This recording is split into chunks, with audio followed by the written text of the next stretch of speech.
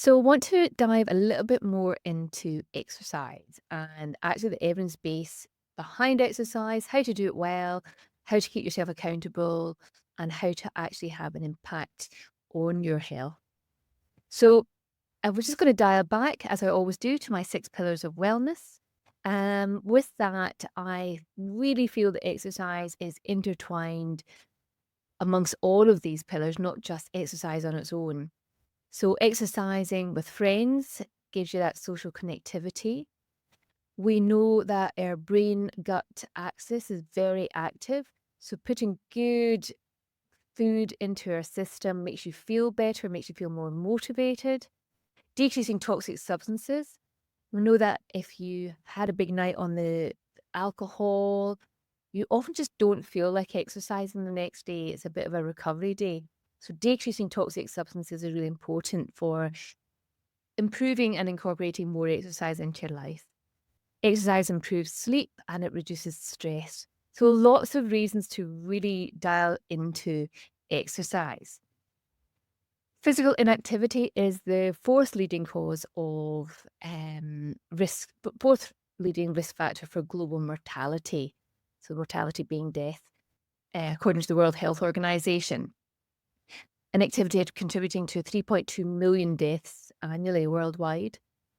And we know that actually, if we were to improve our exercise, if we were to increase our exercise, then we can reduce cardiovascular disease by 20 to 30% and type 2 diabetes by 25 to 35%. So, if we can get some regular exercise in, we can reduce chronic diseases, improve our mental health, and we can really factor in a bit more longevity. So, recently, there was some fantastic evidence come out of UQ in Brisbane, where exercise was shown as to be as effective as antidepressants and psychotherapy for depression. So this is a big one here for me. Antidepressants are definitely an important tool to use in that moderate to severe depression and anxiety. However, they do have side effects. They're often very blunting. And whilst you will not have the terrible lows, definitely not have the highs quite so much.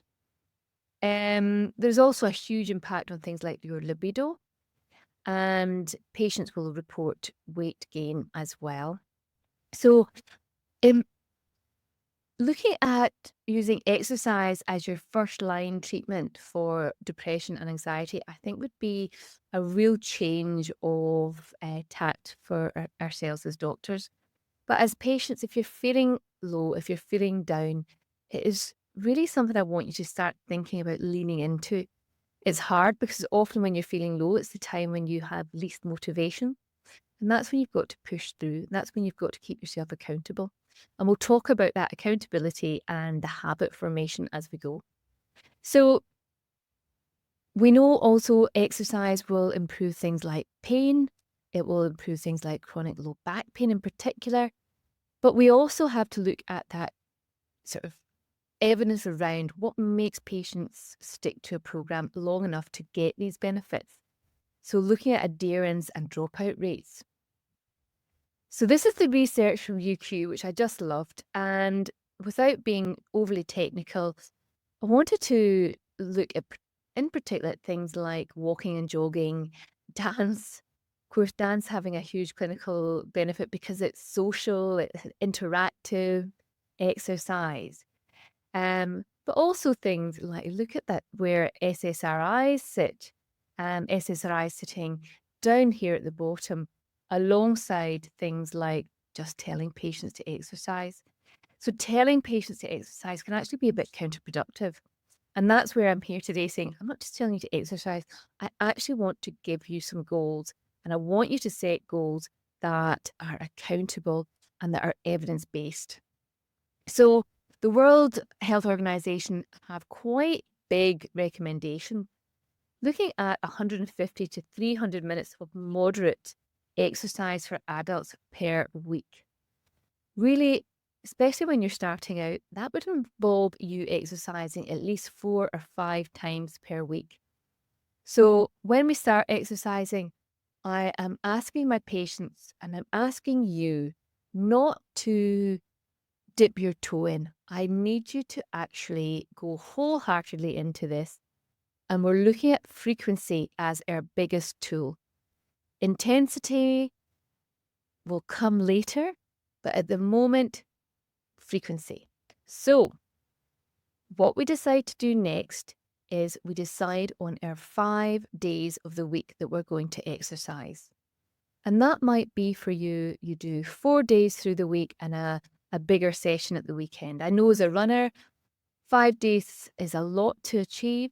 So doing, for me, 4 days through the week and a long run at the weekend works. And I can work in some strength exercise through the week as well. And we're going to give you those goals too. So with your aerobic activity, if it's running, if it's jogging, if it's walking, if it's swimming, if it's deep water running, if it's cycling, what I want you to do is commit to your 4 days per week that you are going to do aerobic activity.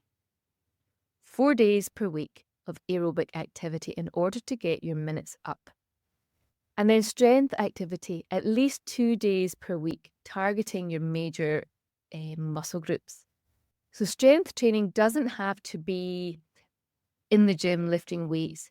It can initially just be your body weight. So this is things like press-ups, this is things like squats, and then adding weights as we improve, as we get stronger. And for our older adults, and that's for me, I consider myself an older adult, not quite into the 80 plus group. But as you, especially women, approach 50, it is really important to be including balance and coordination exercises into your routine, and that is to reduce fall. Fractures to the hip are particularly life changing and life ending and life shortening injuries. So getting this balance and coordination in is going to be part of our targets here too. And replacing sedentary time with light activities where possible. There is evidence to suggest that after eating, going for a walk can actually decrease your blood sugar. So rather than after main meals, sitting down watching telly, I want us to be going for a light walk. Taking the dog out for a walk round the block is plenty. So, practicals. I want us to look at our modalities. So, what's your aerobic exercise going to be? Make a decision now. Think about what you can actually manage. It might just be walking. If you've got struggles with your joints, we know that increasing aerobic activity will actually improve those joint pains.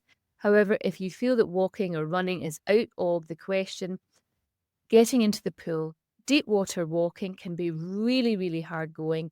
Exercising in the pool can take the weight, but give you a good workout.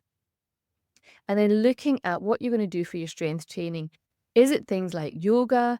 Is it things like Pilates? Or do you want to hit the gym? So have a think about what you can incorporate into your week. So structured group programs yield 25% higher adherence rates. And it's really good for your social interactions. So I want you choosing an activity once a week that you do with friends. And that might be a walking group. There are fantastic walking groups in Brisbane. It might be a dance class. It might be a yoga class. It might be a HIIT class. Have a think. One activity you do per week with a group at least. So behavioral techniques, and what we're talking about here is accountability check. Now, having an accountability partner is really, really useful. For me, with patients, I actually get them checking back in with me. And I've been learning that a monthly check-in is not enough. Those accountability checks need to be 2 weeks, and we need to be looking at the activities that you have managed in that time. Self-monitoring using smartwatches, mobile devices are useful, and it can increase compliance by 40%. lots of our running group and cycling friends will say, if it's not on Strava, it didn't happen. And again, it's that accountability. It's recording what you do and being open about your intention. So find your accountability partner. Is that me? Am I your accountability partner? Are you going to start coming to me each 2 weeks for that accountability check-in? I need to know. Get in contact. So again, to reinvigorate you, the benefits are huge. Mental health is improved immensely by exercise. Your physical health improved immensely. Your longevity up to 7 years longer if you are moving more. And we know that actually it could be saving our healthcare significant amounts. So if you look at the current struggles of your healthcare um, in UK, in the US, in Australia, by having a more active population, we are improving the healthcare of the nation. So practical advice, let's get to it. I want us to have a FIT VP principle, FITT VP principle. And that's frequency, intensity, it's time, it's type, it's volume, and it's progress. So frequency, how often does physical activity have to be performed? We are starting off with 4 aerobic exercise sessions per week, and we're wanting to be moving at least 5 times per week. So we want to have that intensity initially, something that we can enjoy. We want to be able to, for example, run, be able to chat, but not be able to sing. We want to be able to do the exercise for enjoyment and not kill ourselves and put ourselves off initially. So step 1 is frequency. Intensity level is initially moderate. We don't need to be pushing ourselves too much when we start. If you're already someone who is doing a lot of exercise, then you're stepping up to the vigorous stage. I want patients to be able to manage their exercise well, and I want you to feel that you want to keep on doing it. The type of exercise, again, I am going to be absolutely prescriptive here. You're choosing running, walking, dancing, swimming, or cycling. You are choosing a moving exercise that you will be doing 4 times per week at least. Resistance training, we're going to be doing that twice per week, and we are going to be doing things like initially, if you're a complete neophyte, a very starter exercise enthusiast, this is body resistance, this is squats, this is press ups. And we're looking at doing just 20 minutes of resistance training, maybe using a resistance band. And I'll put some links to exercise classes at the end that you can do online, you can do from home. But also, as I mentioned, doing something like a class is useful. Doing something with other people can be the accountability partner that you're looking for.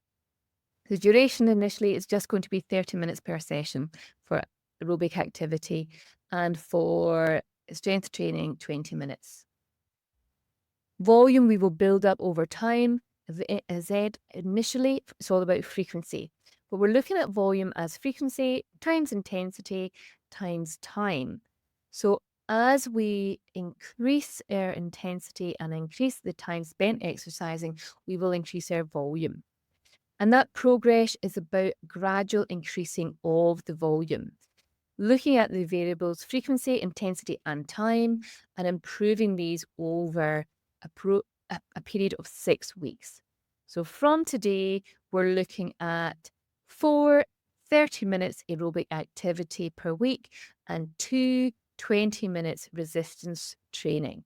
And that is your frequency, your intensity is moderate, and your time is laid out there. We're looking at having 6 activities over the week, but you can do it over 5 days if wanted. So ideally, collaborating with a physiotherapist or exercise physiologist is useful. However, leveraging technology, tracking your progress can benefit you also.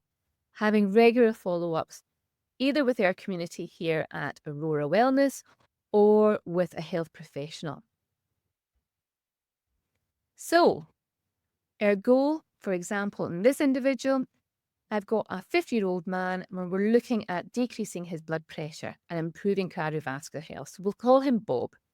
So I've asked him for 5 days of the week, Monday, Wednesday, Friday, Saturday, and Sunday, to be active. Intensity, we've said moderate. So we're going to look at his heart rate and we're going to be going for 50 to 70% of his max heart rate. So if when we exercise, we can get our heart rates up to 120, 150, 160, 180, we look at that as your max. And then we say, right, we're starting off at your heart rate is going to be sitting roughly around about half of that. So I know that if I run at a moderate intensity, my heart rate will go up to 180. So I know for me, that's my heart rate of going about 90 will work for me. We use the talk test. We can talk whilst you're exercising, but not be able to sing. Starting with 20-minute sessions for strength and 30-minute sessions for aerobic activity. And again, if initially 20 minutes is too much, 30 minutes is too much, 20 minutes will do. It's about the frequency. It's about developing the habit, and the habit comes with frequency rather than with intensity or time. And we're starting brisk walking for this chap there, Bob. 5 kilometers an hour is pretty slow, but getting him up and walking a bit faster than that, we can get up there and start progressing. So the weekly goal, 150 to 300 minutes. Increase durations of his exercise by 5 minutes every 2 weeks. We're going to get there. The strength training aspect, building muscle and strength, reducing your falls risk as you age. But for the moment in time, it's about 2 non-consecutive days of the week that you're doing some strength training. And as I said, that can start with press-ups and squats. It can be an exercise band, or it can be some light weights. The intensity is again moderate, maybe just starting off at 8 reps and building up to 12 or 15 reps as you improve. Initially 20 minutes, but building up to 30-minute session, targeting your major muscle groups. Squats, wall push-up, resistance bands, rowing, these things are all useful for that resistance training. Start with 1 set per exercise, so that's 12 reps, or if you're starting out low, 8 reps, and building up to 2 to 3 sets by week 6. Progression, gradually increasing your resistance and your repetitions every 4 weeks. We're going to get there. It doesn't take long.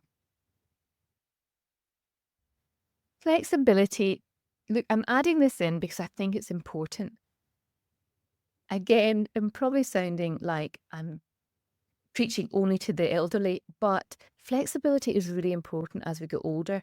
Being able to get yourself up off the ground, working on your mobility, your posture, your balance, all really important.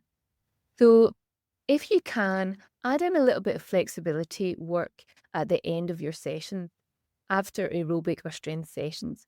Bit of stretching, bit of balance, heel to toe walking, single leg standing, or as we said, maybe a class like yoga or Pilates. So this is my call to action. Exercise is medicine. Prevention and treatment for chronic diseases. Let's prevent a chronic disease from actually occurring. Let's treat what you've got. Incorporate this evidence-based exercise into your routine for every week. I want you to feel empowered to have lasting benefits. I want to make exercise a cornerstone of healthcare. A couple of resources if you're feeling a bit lost. Couch to 5K is a brilliant, easily accessible Googled resource. Coaching Zone in most big gyms now, a really good social group where you do a little bit of competition, you do a lot of encouragement, and you work to what's called your METs. And that is, again, looking at your heart rate to see how you can get into those good zones and and try and build your metabolic tolerance. Park Run, Pumped, Bodybot, and Muesli are all easy and free, accessible websites and apps that you can use to increase your activity. However, if you would rather, continuing with this 6-week course, I'm going to be giving you marked exercises that you can choose from and tailor to your own ability. For a little bit more information, you can see Dr. Lynne Reid at drlynnereid.com, or you can have a little bit listen to more of the Aurora Wellness podcast. We've also got the app that you're now following, and hopefully we'll get you all moving a bit more.